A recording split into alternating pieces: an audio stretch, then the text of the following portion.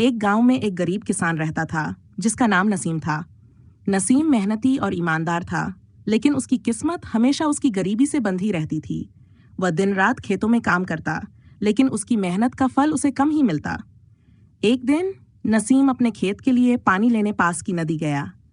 पानी भरते समय उसका पुराना लोहे का फावड़ा नदी में गिर गया। वह बहुत परेशान हो गया क्योंकि वह फावड़ा उसकी रोजी रोटी का एकमात्र साधन था। उसी समय नदी से एक देवदूत प्रकट हुआ और बोला, नसीम, तुम क्यों दुखी हो? नसीम ने अपनी समस्या बताई। देवदूत ने मुस्कुराते हुए कहा, चिंता मत करो, मैं तुम्हारे लिए नदी से फावड़ा निकालता हूँ। देवदूत ने नदी में गोता लगाया और सोने का एक फावड़ा निकाल कर लाया। उसने नसीम से पूछा, क्या ये तुम्हारा फावड़ा है?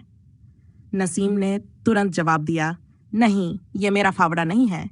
मेरा फावड़ा तो लोहे का था। देवदूत ने फिर नदी में गोता लगाया और चांदी का एक फावड़ा निकाल कर लाया। उसने पूछा, क्या ये तुम्हारा फावड़ा है?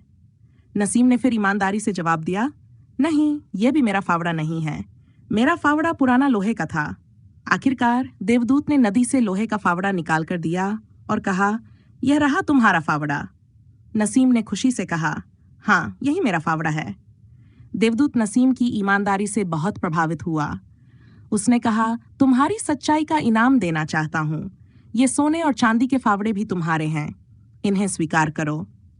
नसीम आश्चर्यचकित हो गया और बोला, मैंने तो सिर्फ अपना लोहे का फावड़ा मांगा था।